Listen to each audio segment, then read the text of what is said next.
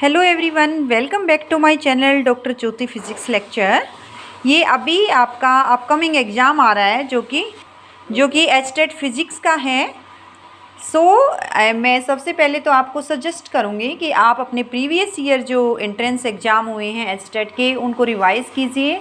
उनसे आपको काफ़ी आइडिया होगा कि किस तरह से पेपर में क्वेश्चन पूछे जाते हैं, क्या क्या कंसेप्ट जो है कवर अप होते हैं।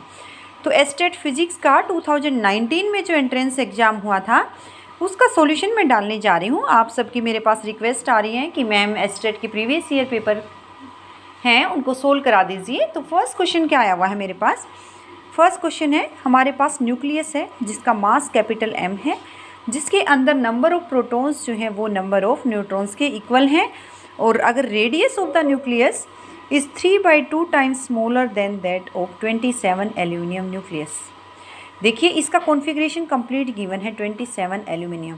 तो इसका आप अगर रेडियस पता कर लें तो आपको क्या है, जो आपके पास न्यूक्लियस है जिसका मास कैपिटल M है उसका रेडियस क्या रहेगा, इससे 3/2 टाइम्स स्मॉलर रहेगा। आगे क्या है, then the binding energy for this nucleus is, आपको इसकी बाइंडिंग एनर्जी बतानी है। तो सबसे पहले तो आपके पास फॉर्मूला आपको पता होना चाहिए कि बाइंडिंग एनर्जी ऑफ न्यूक्लियस का क्या फॉर्मूला होता है। ऑप्शंस में आपके पास गिवन है EB is equal to 4 times mass of proton plus 4 times mass of neutron minus capital M जो कि न्यूक्लियस का मास है इंटू C²। सेकेंड ऑप्शन है आपके पास 8 times mass of proton plus 8 times mass of neutron minus capital M into C²। Third option आपके पास है 16 times mass of proton plus 16 times mass of neutron minus capital M into C²। Fourth option है 6 times mass of proton plus 2 times mass of neutron minus capital M into C²। देखिए जिस nucleus की binding energy बतानी है उसके अंदर आपको data given है कि नंबर ऑफ़ प्रोटॉन्स क्या है, नंबर ऑफ़ न्यूट्रॉन्स के इक्वल हैं। तो ये फॉर्मूला जब होता है हमारे पास दिस वन, EB क्या होता है, Z into mass of proton plus A minus Z जो कि नंबर ऑफ़ न्यूट्रॉन्स होते हैं into mass of neutron minus capital M into C²। यानी ये दोनों क्या होनी चाहिए, Z और A माइनस Z क्या गिवन है, इक्वल। तो इस क्वेश्चन में एक ऑप्शन तो आपका निकल गया, ये वाला तो रॉन्ग है क्योंकि यहाँ पे नंबर ऑफ़ प्रोटॉन्स जो है नंबर ऑफ़ न्यूट्रॉन्स के इक्वल नहीं है। तो ये सीधा सीधा आपने शॉर्टकट लगाया। अब बात रह गई कि तीनों ऑप्शंस में से कौन सा राइट आंसर है। अब डेटा यूज़ कीजिए अपना। क्या गिवन है, रेडियस ऑफ न्यूक्लियस आप कैसे निकालोगे, R2 से मैं डिनोट कर रही हूँ, जिसका फाइनल आप निकालना चाह रहे हो वो क्या होता है, फॉर्मूला होता है R is equal to R0 into A⁻⁴ R0 constant है, A क्या है, atomic mass of that nucleus, mass number of that nucleus. तो मैंने उसको डिनोट कर दिया A2 से A2⁻⁴ अब एल्यूमिनियम का आपके पास कॉन्फ़िगरेशन गिवन है जिसके अंदर मास नंबर क्या होता है 27।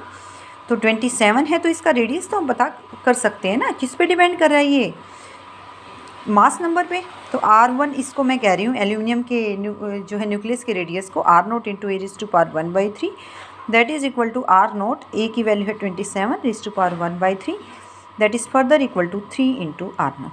तो आपने एल्यूमिनियम का रेडियस आप पता कर लिया है। क्वेश्चन में क्या गिवन है, जिस न्यूक्लियस के आप नंबर ऑफ प्रोटॉन न्यूट्रॉन निकालना चाह रहे हो उसका रेडियस क्या है, 3/2 टाइम्स स्मॉलर है, किससे, 27 एल्यूमिनियम से। तो एल्यूमिनियम का रेडियस आ चुका है 3R0।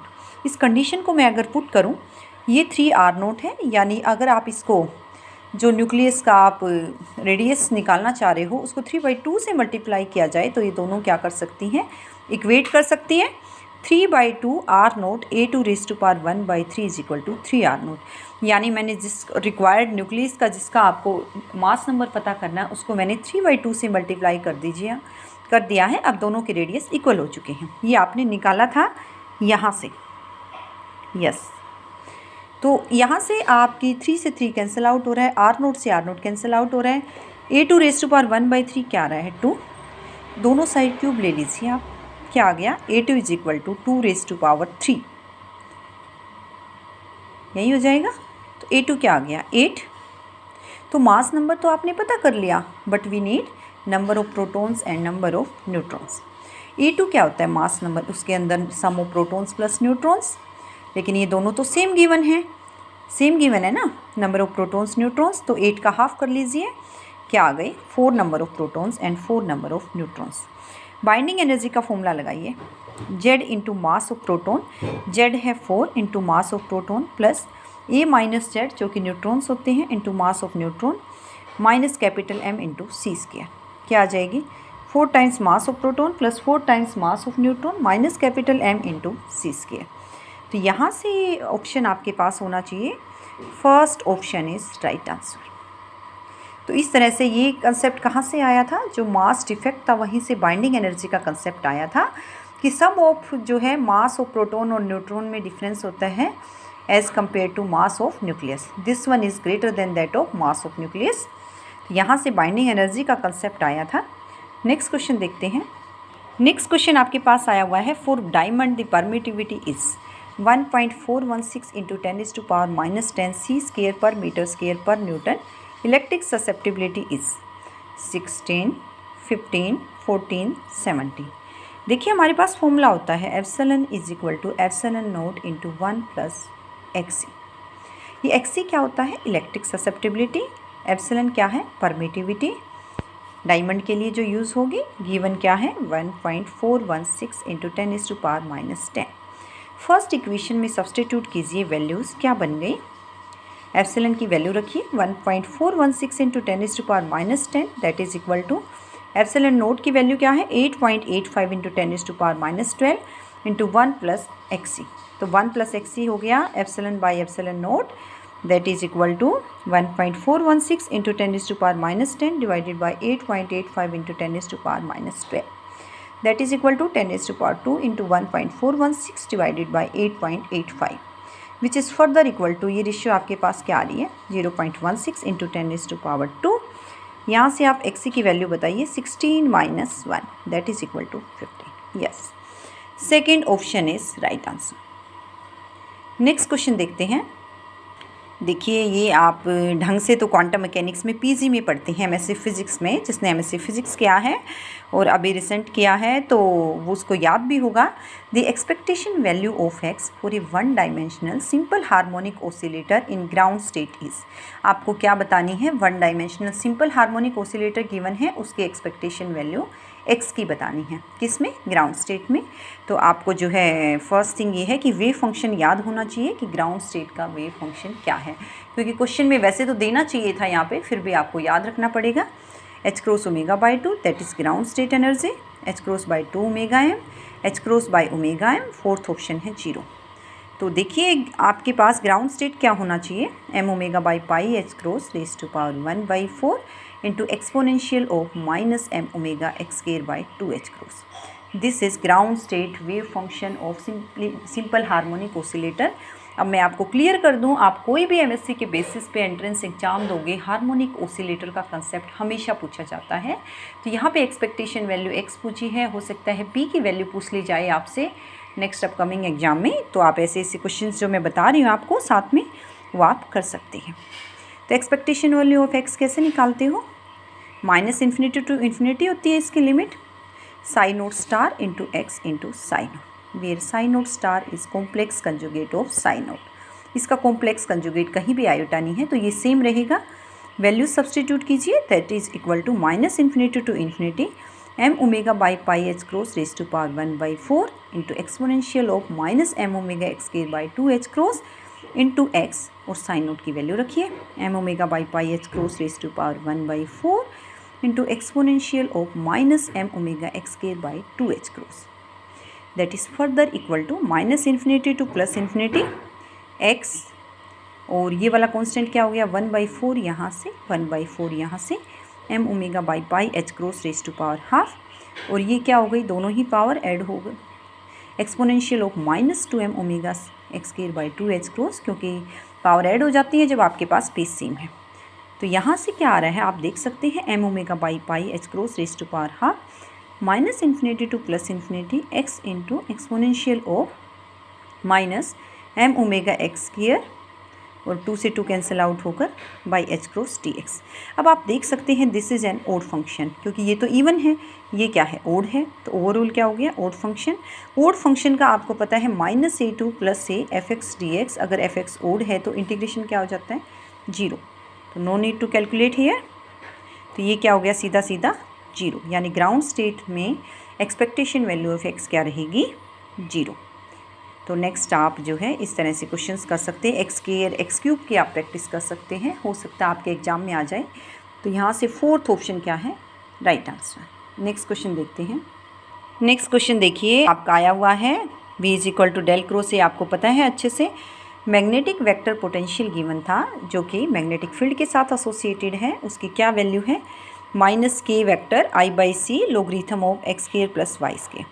The value of magnetic field is, आपको क्या कैलकुलेट करना है मैग्नेटिक फील्ड B कैलकुलेट करना है। आपको गिवन क्या है A वेक्टर गिवन है 0 2I/c IY minus JX by x square plus y square minus 2I/c IY minus JX by x square plus y square.